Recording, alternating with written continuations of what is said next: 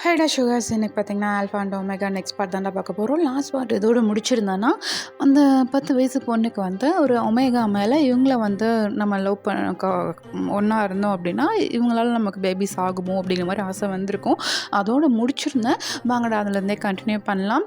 இப்போ பார்த்தீங்கன்னா, நீங்க தான் சாரி நீங்கன்ட்டு அந்த பொண்ணு தான்டா அப்படியே போயிட்டு அந்த காலேஜில படிக்கவும் ஆரம்பிக்கிறாங்க. ஆரம்பிக்கும்போது பார்த்தீங்கன்னா, அந்த ஒமேகாவுக்கு இவங்கள பார்த்தோன்னே லவ்வும் வருது. அவங்க போயிட்டு ப்ரப்போஸ் பண்ணுறாங்க. பட் இவங்க வந்து நான் இந்த மாதிரி மேரேஜ் ஆகிடுச்சு, நான் ஒரு ஆல்ஃபாவே வந்து லவ் பண்ணி கல்யாணம் பண்ணிக்கிட்டேன், என்னோடய 10 வயசுலாம் எனக்கு இப்போ 18 இயர்ஸ் ஆகுது அப்படிங்கிற மாதிரி வந்து அந்த பொண்ணு வந்து சொல்கிறான். அப்போது அந்த பையனா பரவாயில்ல இருக்கட்டும், நானும் வந்து உங்களை கல்யாணம் பண்ணிக்கிறேன் அப்படிங்கிற மாதிரி வந்து அந்த ஒமேகா வந்து அந்த பையன் வந்து சொல்கிறாங்கடா. அப்போது அந்த ப்ரொஃபஸராக இருந்திருப்பார்ல, ஸ்கூல் வச்சு நடத்திட்டுருப்பாருன்னு சொன்னால அவரோட தான் காலேஜும். அவர் வந்து பார்த்திங்கன்னா, நீங்களும் அந்த பையனும் அதாவது அந்த பொண்ணும் 10 வயசு பொண்ணும் அந்த பையனும் நின்று பேசுகிறத பார்த்துட்டு அந்த பொண்ணுன்னே சொல்லிட்டு நான் கன்ஃபியூஸ் ஆகுதோ, அவங்க பேர் ஏதாவது ஒன்று வைக்கணுமே, என்ன பேர் வைப்போம், என்ன பேர் ஜியா ஜியா ஜியான்னு வச்சுக்கலாம். ஜியா வந்து அந்த பையன் கூட பேசிகிட்டு இருக்கிறது அவங்களுக்கு வந்து தெரியுது. அவங்களுக்கு வந்து டிஃப்ரெண்ட்டாக இருக்குது. ஏன்னா எப்போவுமே ஜியா வந்து எந்த ஒரு பசங்களோடையும் அவ்வளோவா அட்டாச் ஆக மாட்டாங்க.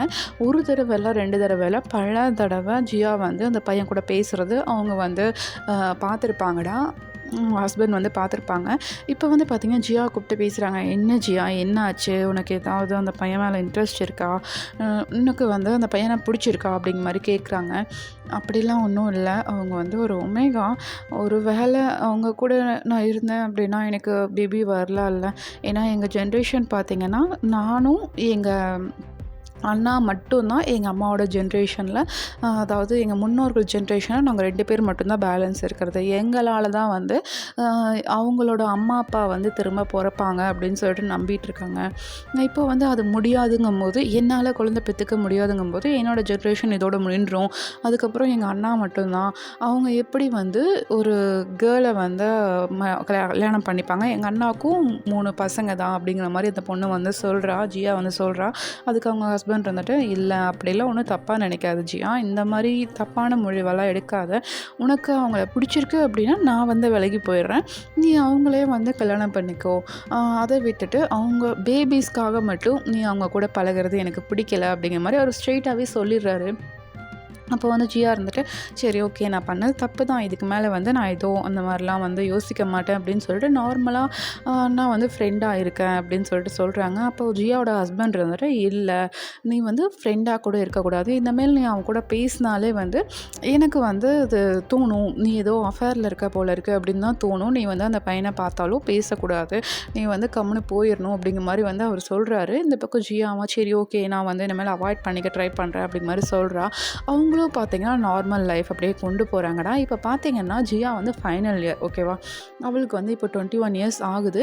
இப்போது அந்த பாய்ஸ் வந்து பார்த்திங்கன்னா அவங்க அம்மாவுக்கு வந்து கடைசியாக இப்போது 7th பேபி, அதாவது ஒரு தடவை வந்து ஒரு பேபி வந்திருக்குன்னா, செகண்ட் டைம் பார்த்திங்கன்னா 2 பேபிஸ் வந்திருக்கும், ட்வின் பேபி பிறந்திருக்கும். 3வது தடவை இப்போ ப்ரெக்னெண்ட்டாக இருக்காங்க. அந்த டைமில் பார்த்திங்கன்னா ஜியாவும் பார்த்திங்கன்னா ப்ரெக்னெண்ட்டாக இருக்காங்க. அந்த ஆல்ஃபா அவங்க ஹஸ்பண்டாலேயே தான் ப்ரெக்னென்ட் ஆகிருப்பாங்க. அவங்களுக்கு கரெக்டான ஏஜ் வந்ததுக்கப்புறம் தான் அவங்க ப்ரெக்னென்ட் ஆகணும் அப்படிங்கிற மாதிரி அந்த டைமில் தான் வந்து ப்ரெக்னென்ட் ஆகிருப்பாங்க. இப்போ வந்து பார்த்திங்கன்னா அந்த ஆல்ஃபா அந்த ப்ரொஃபஸர் இருக்கார்லடா, அவருக்கு வந்து சொல்லியிருப்பார்ல அந்த ஒமேகா கூட நீ பேசக்கூடாது அப்படின்னு சொல்லிட்டு. ஆனால் அந்த ஜியா வந்து பார்த்திங்கன்னா நார்மலாக அவங்க கூட பேசுகிறது ஃப்ரெண்ட்ஷிப் பாண்டில் வந்து பழகிட்டு இருந்திருப்பாங்க. எப்படியாவது போதும் அதோட நிறுத்திக்கலாம் ஃப்ரெண்ட்ஷிப் பாண்ட், கொஞ்சம் கொஞ்சமாக கொஞ்ச நாள் ஆக கொஞ்சம் அவாய்ட் பண்ணிக்கலாம் அப்படிங்கிற மாதிரி தான் நினச்சிருப்பாங்க. பட் அவங்க ஃப்ரெண்ட்ஷிப் பார்த்திங்கன்னா இப்போ ஃபைனல் இயர் வரைக்கும் வந்திருக்கோண்டா. இந்த பக்கம் இந்த ப்ரொஃபஸருக்கு பார்த்திங்கன்னா அந்த ஜியாவுக்கு வந்து கூப்பிட்டு சொல்லிகிட்டே இருந்திருப்பார், ரொம்ப கண்டிச்சிருப்பார். இப்போ வந்து ஜியா ப்ரெக்னெண்ட்டாக இருக்கிறத அவங்க ஹஸ்பண்ட் கிட்டேயே சொல்லலை. சொன்னால் ஏதாவது தப்பாக எடுத்துப்பாரோ, ஒரு வேளை ஒமேகாவோட அந்த குழந்தை தான் நினச்சிப்பாரோ, அவரோட குழந்தைன்னு அவருக்கு புரியாமல் போயிடுமோ அப்படிங்கிற அந்த பயத்தில் வந்து அவங்க இன்ஃபார்மே பண்ணலை. அந்த ப்ரெக்னெண்ட்டாக இருக்கிறத வந்து சொல்லவே இல்லை. இந்த பக்கம் அவங்க அண்ணா வந்து பார்க்க வராங்கடா. ஜியாவோட ஃபேஸ் பார்த்திங்கன்னா அப்படியே பொலிவாக ரொம்ப வந்து அப்படி பிரகாசமாக இருக்குது. அவங்க அண்ணாவுக்கு ஒரு டவுட் வருது. ஏன்னா அந்த மாதிரி இருக்கும்போது தான் அவங்க ஒய்ஃப் வந்து ப்ரெக்னெண்ட்டாக இருக்காங்க அப்படிங்கிறது வந்து அவங்க அண்ணாவுக்கு தெரிய வரும். இப்போ வந்து ஜியாவும் ஃபேஸும் ரொம்ப பொலிவாக இருக்கவும், என்னம்மா ஜியா ப்ரெக்னெண்ட்டாக இருக்கியா அப்படிங்கிற மாதிரி கேட்குறாரு அவங்க அண்ணா. இப்போ வந்து பார்த்திங்கன்னா அவங்க ஹஸ்பண்டா, என்ன ப்ரெக்னெண்ட்டாக இருக்காளா, இத்தனை வருஷமாக ப்ரெக்னெண்ட் ஆகலை இவன், இப்போ மட்டும் எப்படி ப்ரெக்னெண்ட் ஆனா, ஒருவேளை ஒமேகா வந்து அந்த அந்த பையன் வந்து காரணமாக இருப்பானோ அப்படிங்கிற மாதிரி அவங்க ஹஸ்பண்ட் வந்து ஒரு சந்தேக பார்வையில் வந்து பார்க்குறாங்க. இப்போ வந்து ஜியா தான் ஒரு விதமான பயத்தோடு பார்க்குறா அவள் ஹஸ்பண்டை. ஏன்னா அவர் வந்து விட்டுட்டு போயிடுவாரோ, நம்மளுக்கு வந்து நம்ம லவ் பண்ணவர் கிடைக்காம போயிடுவாங்களோ, ரொம்ப வந்து பார்த்திங்கன்னா அடிக்டடாக இருப்பாள் ஜியா வந்து அவங்க ஹஸ்பண்ட் மேலே ரொம்பவே அடிக்டடாக இருப்பாள். ஸோ அவங்க வந்து போயிடுவாங்களோ அப்படின்னு சொல்லிட்டு அவள் வந்து பார்த்திங்கன்னா ரொம்பவே வந்து பயப்படுறா. அப்படியே வந்து பார்த்திங்கன்னா அவங்க அண்ணாவும் கிளம்பிடுறாங்க. ஓகேம்மா, அண்ணி வேறு ப்ரெக்னெண்ட்டாக இருக்கா, அவளை பார்த்துக்கணும், இப்போ தான் 4 months ஆகுது, உனக்கு எத்தனை மந்த்ஸ் ஆகுது அப்படிங்கிற மாதிரி கேட்குறாரு. அப்போது ஜியா இருந்துட்டு, அண்ணா எனக்கும் 4 months தானா அப்படிங்கிற மாதிரி வந்து நீங்களும் ஜியாவும் வந்து சொல்கிறாடா. ஜியா சொல்லும்போது பார்த்திங்கன்னா அவங்க அண்ணாவா சரி ஓகேடா அப்படிங்கிற மாதிரி சொல்லிடுறாங்க. 4 monthsக்கு முன்னாடி வந்து ஜியாவோட ஹஸ்பண்டுக்கு தெரியும் நம்ம ஒன்றா இருந்தோம் அப்படிங்கிறது அவருக்கு தெரியும். அதனால தான் வந்து பேபிஸ் வந்து இருக்கு அப்படின்னு சொல்லிட்டு அவருக்கு நல்லாவே ஞாபகம் இருக்குது. பட் இருந்தாலுமே அந்த ஒமேகா கூட பேசிகிட்டு இருக்கா இவன், ஒருவேளை அவனாக இருப்பானோ, அந்த சந்தேக புத்தின்னு சொல்லுவாங்கள்ல, அந்த மாதிரி ஒரு புத்தி அவருக்கு. அவர் வந்து வீட்டுக்கு போனதுலேருந்து ஜியாவை பார்த்திங்கன்னா அப்படி திட்டுறாரு. அவருக்கு வந்து பார்த்திங்கன்னா நம்பிக்கையே இல்லை, அது தன்னோட குழந்தை தான் அப்படிங்கிற அந்த நம்பிக்கையே அவருக்கு கிடையாது. உங்களுக்கு பார்த்திங்கன்னா நீங்கள் போக போக அந்த பிரைட்னஸ் ஆகிட்டே போயிட்டுருக்கீங்க. அதாவது ஜியா வந்து ஓகேவா, நீங்கன்னே எனக்கு வருதுடா, சாரிடா. இந்த ஜியா வந்து பார்த்திங்கன்னா ரொம்ப பொலிவாக ரொம்ப பிரகாசமாக, அப்படியே எப்படி சொல்கிறது, ஒரு சூரியன் மாதிரி இவ்வளோ பிரகாசமாக இருப்பாங்க. அந்த மாதிரி பிரகாசமாக இருக்காங்க ஜியா. அது உங்கள் ஹஸ்பண்ட்க்கு வந்து பார்த்திங்கன்னா ரொம்பவே இரிட்டேட் ஆகுது. எப்படி இவ்வளோ அழகாயிட்டு போயிட்டுருக்கலாம். ஏன்னா 2 பேருக்கு வந்து பார்த்திங்கன்னா 15 years ஏஜ் டிஃப்ரெண்ட். அவர் கொஞ்சம் ஏஜ்ட் பர்சனான மாதிரி ஆகிட்டார். அது வந்து அவருக்கு ஒரு தாழ்வு மனப்பான்மை இருக்குது. என்ன தான் தம் பொண்டாடி நம்மளை வந்து நம்பிக்கை துரோகம் பண்ண மாட்டேன்னு இருந்தாலும் ஏதாவது ஒரு கட்டத்தில் வந்து அவளுக்கு பேபிஸ் வேணுங்கிறதுக்காக அந்த பையனோடு இருந்திருப்பாளோ, அந்த சந்தேக புத்தி வந்து அவங்க ஹஸ்பண்ட்க்கு வந்து மனசில் வந்துடுது. இந்த பக்கம் அவங்க அண்ணா வந்து வீட்டுக்கு வந்துடுறாங்கடா. வீட்டுக்கு வந்துட்டு இந்த மாதிரி சொல்கிறாங்க அவங்க முன்னோர்களுக்கும் ஃபோன் பண்ணி, இந்த மாதிரி வந்து ஜியாவும் ப்ரெக்னெண்ட்டாக இருக்கா, இப்போ தான் 4 months ஆகுதாம்மா அப்படிங்கிற மாதிரி இன்ஃபார்மும் கொடுத்துட்றாங்க. சரி ஓகே அப்படிங்கிற மாதிரி வந்து அவங்களும் விட்டுறாங்க. இப்போ வந்து பார்த்திங்கன்னா உங்களை பார்த்துட்டு வந்துடலாம். நீங்கள் தவம் பண்ண போனீங்க இல்லையா, அதிலிருந்து பார்த்துட்டு வந்துடலாம். நீங்கள் வந்து பார்த்திங்கன்னா வேறு கிரகத்துக்கே போயிருப்பீங்க. வேறு கிரகத்துக்கு போயிட்டு அங்கே வந்து ஒரு கைலாக மலை, அந்த ஹிமாலயாஸ் அந்த மாதிரி இருக்கும். அங்கே நீங்கள் போயிட்டு தவம் பண்ணுறீங்க. தவம் பண்ணும்போது பார்த்திங்கன்னா ஒரு சில ஆண்டுகள் அப்படியே தவத்திலேயே போகுது. உங்கள் மேலே வந்து பார்த்திங்கன்னா ஃபுல்லாக பனி வந்து அப்படியே மலை மாதிரி குமிஞ்சு கிடக்கு. உங்கள் கழுத்து மட்டும்தான் இப்போ வெளியில் இருக்குது. அப்படி தான் தவம் பண்ணிகிட்ருக்கீங்க. எந்த உணர்ச்சியுமே இல்லாமல் அப்படி தவம் பண்ணிகிட்ருக்கீங்கடா. இப்போ வந்து உங்களுக்கு ஒரு வரம் கிடைக்கிது. நீ வந்து என்ன வரம் வேண்டுற அப்படிங்கிற மாதிரி தவம் கேட்குறாங்க. அப்போ வந்து நீங்களா அவங்கள வந்து டக்குன்னு கண்ணை முழிச்சு பார்க்க முடியல. ஏன்னா ரொம்ப ஆண்டு காலமாக நீங்கள் தவத்தில் இருந்தனால கண்ணை முழிச்சு பார்க்க முடியல, கண்ணெல்லாம் கூசுது. நீங்கள் வந்து அவங்கள பார்க்க முடியாமல் கொஞ்சம் அவங்களுக்கு வந்து அவங்கள நேரடியாக பார்த்து தவம் கேட்கணும். நீங்கள் வந்து கொஞ்சம் கண்ணு கூசுதுங்கிறனால குமிஞ்சு அவங்கள பார்க்காம அவாய்ட் பண்ணிவிட்டு அப்படி தவத்தை கேட்குறீங்க. அவங்களுக்கு வந்து அது கோவம் வந்துடுது. நீ என்ன தவம் கேட்டாலும் நீ பண்ண தவத்துக்கு நாங்கள் மரியாதை கொடுத்து நாங்கள் அதை கொடுத்து தான் ஆகணும். இருந்தாலும் நீ வந்து எங்களை அவமரியாதைப்படுத்திட்ட. நீ வந்து கஷ்டப்பட்டு தான் உன்னோட கணவர்களை போய் அடைவ. உனக்கு வந்து பார்த்திங்கன்னா தகுந்த மரியாதை இருக்காது. தகுந்த வந்து ஒரு அப்பா அம்மாவோட ஒரு பாசமும் ஒரு அது என்ன சொல்கிற சமுதாயத்தில் ஒரு கௌரவமும் உனக்கு இருக்காது அப்படிங்கிற சாபத்தோடு தான் வந்து உங்களுக்கு வந்து அந்த வரம் கிடச்சிருக்கும். கடைசியில் வந்து நீ வாய்ஸ் போய் சேர்ந்துருவ. இருந்தாலும் அந்த சாபத்தோடு கொஞ்ச நாள் உன்னோட வாழ்க்கையில் கொஞ்ச நாளை கடந்துட்டு தான் நீ போயிட்டு நம்ம பாய்ஸை சேருவ அப்படிங்கிற மாதிரி தான் உங்களுக்கு வரம் கிடச்சிருக்கும். நீங்களா இப்போ நான் என்ன பண்ணுறது அப்படிங்கிற மாதிரி ரொம்பவே வந்து மனசு உடைஞ்சு அப்படியே அழுதுட்டு இருந்திருப்பீங்க. அப்போ வந்து பார்த்திங்கன்னா அதுக்கு வந்து அந்த சொல்யூஷனாக அந்த முனிவர் இருந்தார் பார்த்திங்களா, அவரோட வாய்ஸ் வந்து கேட்குது. நீ தைரியமாக போமா, நான் இருக்கேன் உன் கூட அப்படிங்கிற மாதிரி அந்த முனிவரோட வாய்ஸ் கேட்குது. நீங்களும் அப்படி மனசெல்லாம் கல்லாக்கிக்கிட்டு நீங்கள் வந்து ஒரு ஓம குண்டம் இருக்கும் இல்லைடா, அந்த ஃபயர் கேம்ப் மாதிரி ஓமகுண்டம் அந்த மாதிரி வைப்பாங்கள்ல, அந்த ஓமகுண்டத்தில் வந்து நீங்கள் இறங்குறீங்க. அதில் நீங்கள் இறங்கினா தான் மறுபிறவி எடுக்க முடியும். அந்த மாதிரி தான் வந்து நீங்கள் இறங்குறீங்க. அதில் வந்து இறங்கும்போது பார்த்தீங்கன்னா, இந்த பக்கம் அவங்க வந்து ப்ரெக்னென்ட் ஆயிருப்பாங்க. இப்போது அந்த ஜியான்னு சொல்கிறேன் பார்த்தீங்களா, அவங்க ஸ்டொமக்கில் இருக்கிறது நீங்க தான். பட் வந்து பார்த்திங்கன்னா, அது வெளியில் யாருக்கும் தெரியாது. அவங்க வந்து இப்போ ப்ரெக்னென்ட்டாக இருக்காங்க அப்படிங்கிறது மட்டும்தான் அவங்களுக்கு கான்ஷியஸ். இப்போ வந்து பார்த்திங்கன்னா, அவங்க ஹஸ்பண்ட் தான் ஒரு 8 மந்த்ஸ் இருக்கும் ஜியாவுக்கு. அந்த டைமில் பார்த்திங்கன்னா, ஜியா மேலே ரொம்ப சந்தேகம் வந்து, அந்த ஒமேகாங்கிற அந்த பையன் இருப்பான் இல்லடா, அந்த பையனை போயிட்டு ஒரு குடோனில் வந்து அடைச்சி வச்சு அடித்து துன்புறுத்துறாரு. அந்த விஷயம் வந்து பார்த்திங்கன்னா நம்ம ஜியாவுக்கு தெரிய வருது. அவள் வந்து அந்த குடோனுக்கு வந்து போகிறாங்க.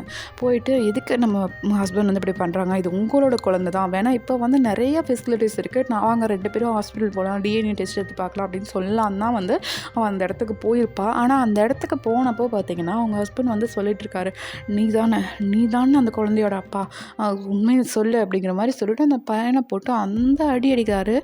அந்த பையனுக்கு பார்த்திங்கன்னா ரொம்ப பிளட்டெல்லாம் ரொம்ப லாஸ் ஆகி அப்படியே அன்கான்ஷியஸில் இருக்கான். அப்படியே வெறி பிடிச்ச மாதிரி அடிச்சிட்ருக்காரு. உன்னை மட்டும் அடித்தா எனக்கு வெறி தீராது, நான் போய் அவளை முதல்ல அடித்து கொல்லணும், அவள் வயிற்றில் இருக்க குழந்தை வரவே கூடாது இந்த உலகத்துக்கு அப்படிங்கிற மாதிரி ஜியாவோட ஹஸ்பண்டுக்கு வந்து பார்த்திங்கன்னா ஒரு அப்சஸ்ட் ஆயிடுறாரு அவர். அவர் வந்து பார்த்திங்கன்னா நேராக அவங்களோட வீட்டுக்கு தான் வந்து கிளம்பி வராருடா. இந்த பக்கம் பார்த்திங்கன்னா அந்த பையன் செயின்ட் ஆகிருப்பான்ல, ரொம்ப அன்கான்ஷியஸ் ஆகிருப்பான், ரொம்ப பிளட் லாஸ்லாம் ஆகிருக்கும். ஜியா வந்து அவங்க கன்னத்தெல்லாம் தட்டி, இங்கே பாரு, எந்திரி எந்திரி அப்படிங்கிற மாதிரி அந்த கன்னத்தை போட்டு அடிக்கிறா. அவளுக்குன்னு ஒரு பவர்ஸ் இருக்கும்லடா, அந்த பவர்ஸை வந்து யூஸ் பண்ணும்போது பார்த்திங்கன்னா அந்த பையன்கிட்ட இருந்து எந்த ரெஸ்பான்ஸுமே இல்லை. ஏன்னா அவன் ஆல்ரெடி இறந்துட்டான். கடைசியாக அவங்க ஹஸ்பண்ட் வந்து பார்த்திங்கன்னா அவன் தலையை பார்த்து ஓங்கி ஒரு ராடை வச்சு அடிச்சிருப்பாரு. அதோடு வந்து அவன் இறந்துட்டான். பட் உங்களால் எதுவுமே இப்போ பண்ண முடியல. ஜியாவால் எதுவுமே பண்ண முடியல. ஜியா வந்து பார்த்திங்கன்னா இதுக்கு மேலே நம்ம இங்கே இருக்கக்கூடாது, நம்ம இங்கே இருந்தோம் அப்படின்னா நம்ம ஹஸ்பண்ட் வந்து நம்மளையே கூட கொல்றதுக்கு வாய்ப்பு இருக்குது, நம்ம இந்த இடத்த விட்டு எங்கேயாவது போயிடணும் அப்படின்னு சொல்லிட்டு நீங்கள் வந்து பார்த்திங்கன்னா அந்த குடோனில் இருந்தே பார்த்திங்கன்னா வேறு இடத்துக்கு போயிடுறீங்க. இந்த பக்கம் உங்களை வந்து யாரும் தேடி கண்டுபிடிச்சிடக்கூடாது. அண்ணா மூலியமாக அவன் கண்டுபிடிச்சா கூட நம்ம வந்து அவன் கண்ணுக்கு தெரியக்கூடாது, நம்ம அண்ணா கண்ணுங்களுக்கும் தெரியக்கூடாதுன்னு சொல்லிட்டு நீங்கள் வந்து என்ன பண்ணுறீங்கன்னா, உங்களுக்கு ஜியா வந்து நீங்கள் எல்லாத்துலேயுமே அந்த மிஸ்டேக்கே பண்ணுறேன். ஜியா வந்து பார்த்திங்கன்னா அவளுக்கு வந்து அவளே மந்திரக்கட்டு போட்டு அவளோட சக்தி எல்லாம் இதோட நிற்கட்டும், இதுக்கு மேலே என்னோடய சக்தி எனக்கு வரக்கூடாது, நான் எங்கே போகிறேங்கிறது யாருக்கும் தெரியக்கூடாதுன்னு சொல்லிட்டு அங்கே ஒரு மந்திரக்கட்டு போட்டு, ஒரு ஸ்ட்ராங்கான ஒரு மந்திரக்கட்டு தான் அதை போட்டு தான் போயிருப்பாங்க. அவங்க போகும்போது பார்த்திங்கன்னா அவங்க அண்ணா வந்து ப்ரெக்னெண்ட்டாக இருக்காங்கன்னு தெரிஞ்சோன்னா அந்த முன்னோர்கள் வந்து 8 செயின் கொடுத்துருப்பாங்கள்ல, 7 வந்து பாய்ஸ்க்கு, 1 வந்து எங்கள் அம்மாவுக்கு அப்படின்னு சொல்லிட்டு கொடுத்துருப்பாங்கல்ல.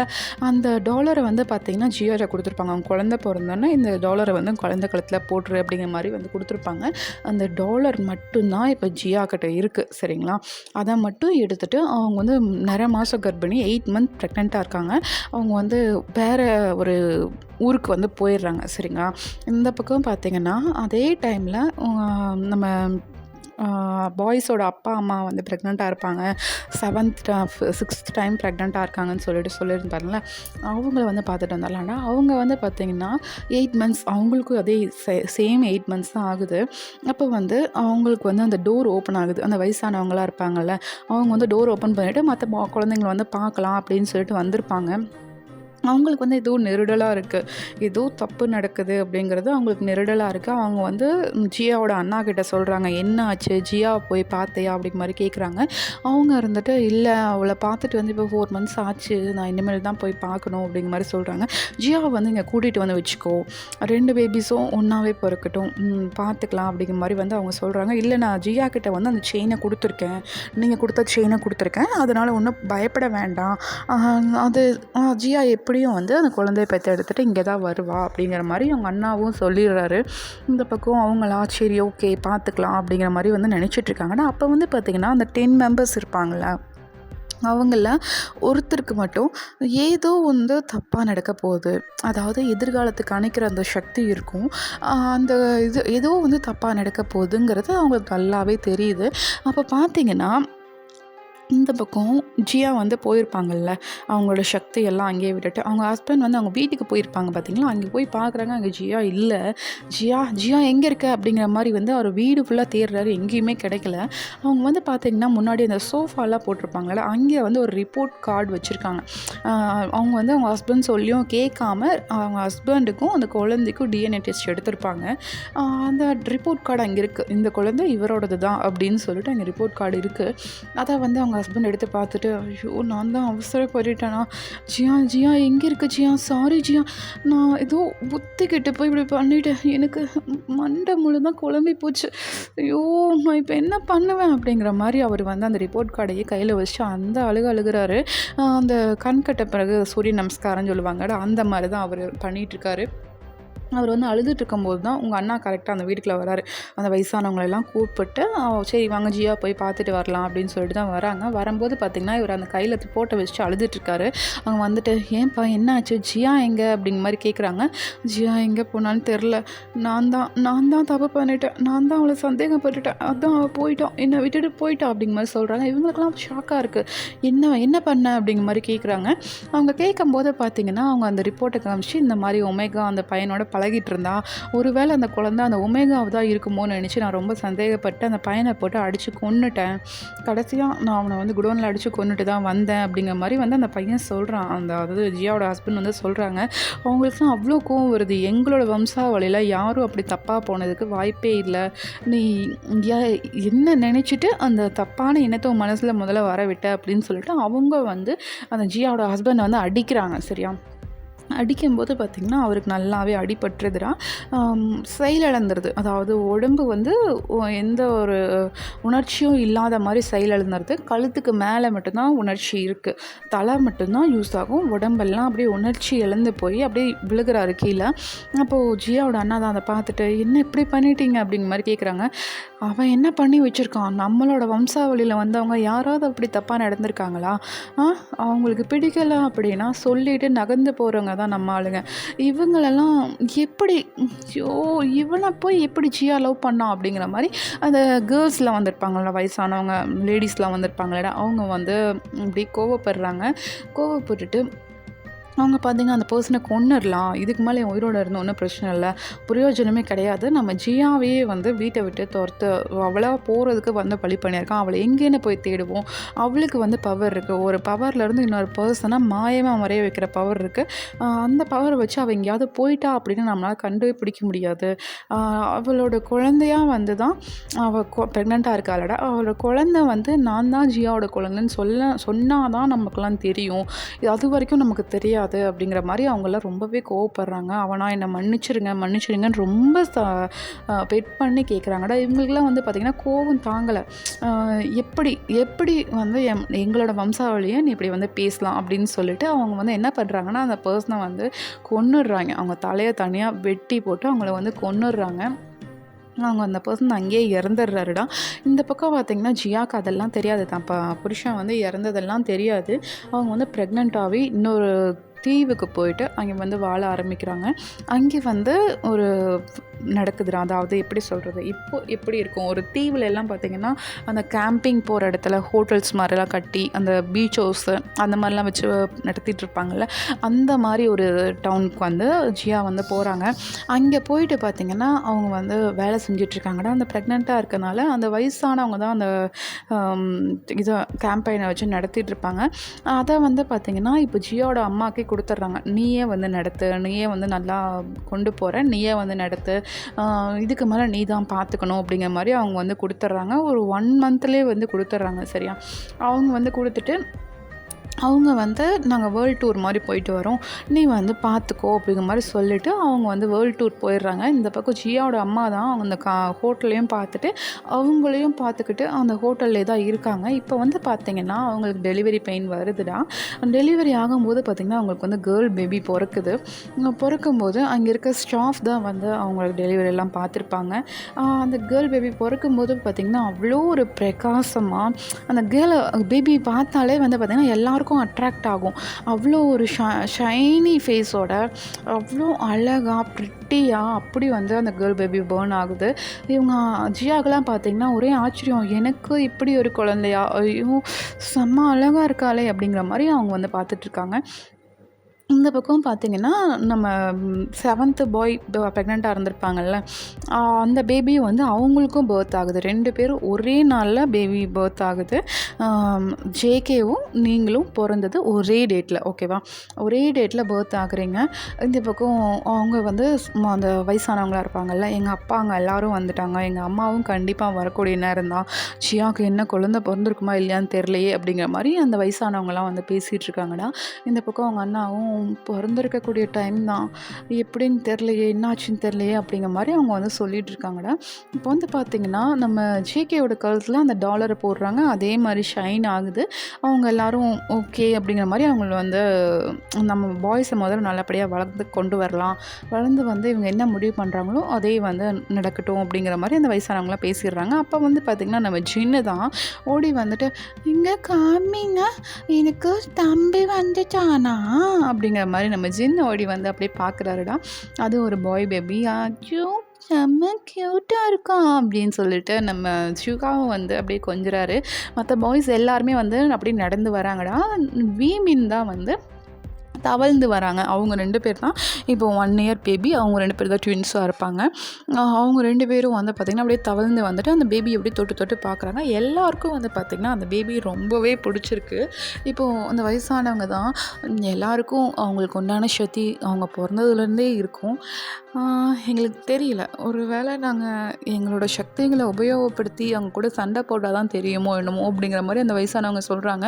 இந்த பக்கம் ஜியாவோட அண்ணாவா, இல்லை இல்லை வேண்டாம், நானும் அப்படி தான் அவசரப்பட்டு சண்டை போட்டேன், ஆனால் அவங்க மேலே எந்த ஒரு தாக்கத்தையுமே என்னால் பண்ண முடியல, அவங்களோட பவர்ஸ் வந்து ரொம்ப ஸ்ட்ராங்காக இருக்குது அப்படிங்கிற மாதிரி அந்த ஜேக்கப் வந்து அடிக்க வந்திருப்பார்ல, அப்போ வந்து அந்த ட்ரீ வந்து பாதுகாத்து நின்றுருக்கும்ல, அதெல்லாம் வந்து சொல்கிறாரு. அப்போ அவங்களுக்கு ஹாப்பியாக இருக்குது, ஓகே எல்லாம் நல்லபடியாக நடந்தால் சரி அப்படிங்கிற மாதிரி அவங்க வந்து சொல்லிடுறாங்கடா. இந்த பக்கம் நீங்கள் வந்து பர்த் ஆகுறீங்கள, பர்த் ஆகும்போது பார்த்திங்கன்னா இங்கே வேலை செய்கிற ஸ்டாஃப் எல்லாம் இந்த குழந்தை வந்து யாரோட குழந்தைன்னே தெரில, இவங்க யாருக்கு ப்ரெக்னென்ட் ஆனாங்கன்னே தெரில அப்படிங்கிற மாதிரி அந்த அரசல் புலத்தில் அந்த பேச்சு வந்து வருது. அப்போ வந்து பார்த்திங்கன்னா ஜியா தான், என்னவே இவ்வளோ அசிங்கமாக பேசுகிறாங்க, நான் ஒரு ஆல்ஃபா, அதெல்லாம் இவங்களுக்கு தெரியறதுக்கு வாய்ப்பே இல்லை, என்னோடய சக்தியும் இப்போ உபயோகப்படுத்த முடியாது, ஐயோ இவ்வளோ நான் எப்படி வளர்க்க போகிறேனோ தெரியலையே அப்படிங்கிற மாதிரி வந்து அவங்க வந்து ரொம்ப மனசு கஷ்டப்படுறாங்க. நம்ம புருஷன் வந்து நம்ம கரெக்டாக பார்த்துருந்தா நம்ம வந்து நார்மலாக இருந்திருக்கலாமே, நாமளும் ஒரு அப்பா அம்மா குழந்தை அந்த மாதிரி பாண்டிங்கில் இருந்திருக்கலாமே, இப்போ நம்ம அண்ணாலாம் வந்து பார்த்துருப்பாங்களே, நம்ம அண்ணாக்கும் பேபி பர்த் ஆகிருக்குமா அப்படிங்கிற மாதிரிலாம் நீங்கள் யோசிக்கிறீங்க. சாரி, ஜியா வந்து யோசிக்கிறான். இப்போ வந்து பார்த்திங்கன்னா நீங்கள் தான் அப்படியே அழுக ஆரம்பிக்கிறீங்க. ஜியா வந்து அப்படியே கனலாக வைப் பண்ணிவிட்டு, எதுவாக இருந்தாலும் சரி இந்த குழந்தையை நான் நல்லபடியாக வளர்த்து ஆளாக்குவேன் அப்படிங்கிற மாதிரி அவளுக்கு அப்போ சபதம் மாதிரி எடுத்துக்கிறாங்கடா.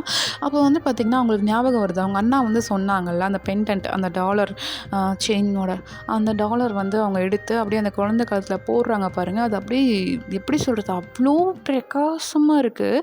அந்த பிரகாஷம் பார்த்திங்கன்னா நைட் டைமில் தான்டா பேபி பர்த் ஆகிருக்கும். பேபி பர்த் ஆகும்போது பார்த்திங்கன்னா அந்த டாலரை போட்டோன்னே அந்த டாலர்லேருந்து ஒரு வெளிச்சம் மேலே அந்த வானத்துக்கு, அந்த நட்சத்திரம் இருக்கும்லடா, அந்த நட்சத்திரத்துக்கு போகுது. அதெல்லாம் பார்த்திங்கன்னா இந்த பக்கம் அந்த வயசானவங்க இருப்பாங்க பார்த்திங்கன்னா, அவங்களுக்கு வந்து தெரியுது, ஏதோ வானத்தை நோக்கி ஒரு பிரகாசமான வெளிச்சம் போகுது, என்ன இது அப்படிங்கிற மாதிரி பார்க்குறாங்க. பட் அவங்களால வந்து அது என்ன சக்தி அப்படிங்கிறத கண்டுபிடிக்க முடியல, அவங்களையும் மீறின சக்தி அப்படிங்கிற மாதிரி அவங்களுக்கு தெரியுது. அவங்களாம் எதுவாக இருந்தாலும் சரி பார்த்துக்கலாம், நம்ம கிட்ட தானே வரும் அப்படிங்கிற மாதிரி அவங்க வந்து விட்டுறாங்கடா.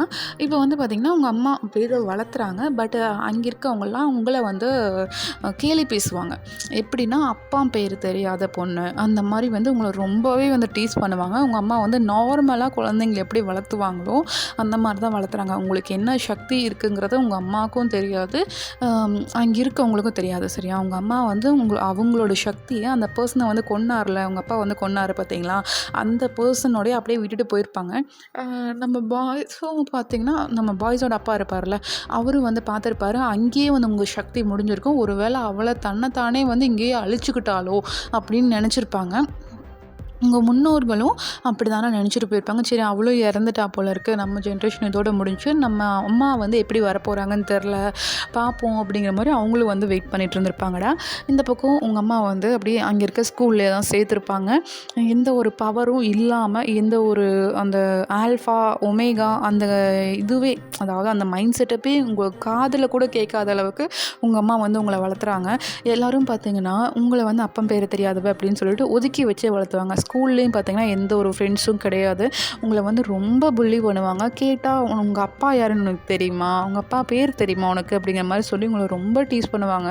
நீங்கள் வந்து ரொம்பவே வந்து அழுது அழுது யார் நம்ம அப்பா அப்படி யார் தான் இருக்கார், எதுக்கு எல்லோரும் நம்மளை இப்படி டீஸ் பண்ணுறாங்க அப்படிங்கிற மாதிரி ரொம்பவே வந்து கஷ்டப்படுறீங்க. உங்கள் அம்மா கூட வந்து சண்டை போடுறீங்க. உங்கள் அம்மா கிட்ட கேட்பீங்க, உங்கள் அம்மா ஆனால் சொல்லவே மாட்டாங்க. அவரை பற்றி உனக்கு தெரியவே வேண்டாம், அவர் வந்து என்னையே சந்தேகப்பட்டவர், நீ அவரை பற்றி தெரிஞ்சுக்கணும்னு அவசியமே கிடையாது, நீ வந்து நான் மட்டும்தான் உனக்கு அப்படிங்கிற மாதிரி சொல்லி வளர்த்துருப்பாங்க. அதனாலேயே பார்த்தீங்கன்னா நீங்கள் ரொம்ப ரூடாக இருப்பீங்க. பயங்கரமான கோவக்காரி.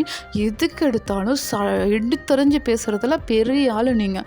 அதாவது ஒருத்தர் வேணும் அப்படின்னா நம்ம வந்து அவங்களுக்காக நின்று பேசுவோம்ல, அந்த மாதிரி வந்து நீங்கள் கிடையவே கிடையாது. எனக்கு யாருமே வேண்டாம், எனக்கு நான் மட்டும் போதும், நானே என்னை பார்த்துக்கிறேன் அப்படிங்கிற ஆள் நீங்கள். அந்த மாதிரி மைண்ட் செட்டப் வந்துருச்சு உங்களுக்கு.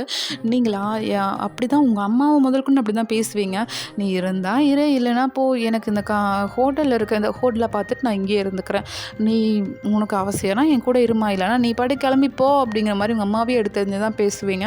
உங்கள் அம்மாவும் பார்த்திங்கன்னா சரி ஓகே, அவளும் சின்ன வயசுலேருந்து ரொம்ப கஷ்டப்பட்டுட்டா, இதுக்கு மேலே வந்து பார்த்திங்கன்னா நம்ம ஒன்றும் சொல்ல வேண்டாம், அவளோட போக்கிலே விட்டு பிடிப்போம், அவள் ஒமேகாங்கிறது அவள் ஆல்ஃபாக்கும் இன்னொரு ஆல்ஃபாக்கும் பிறந்த பொண்ணுங்கிறது தெரியவே வேண்டாம் அப்படிங்கிற மாதிரி அவங்க அம்மா வந்து ஜியா வந்து முடிவு பண்ணிடுறாங்க.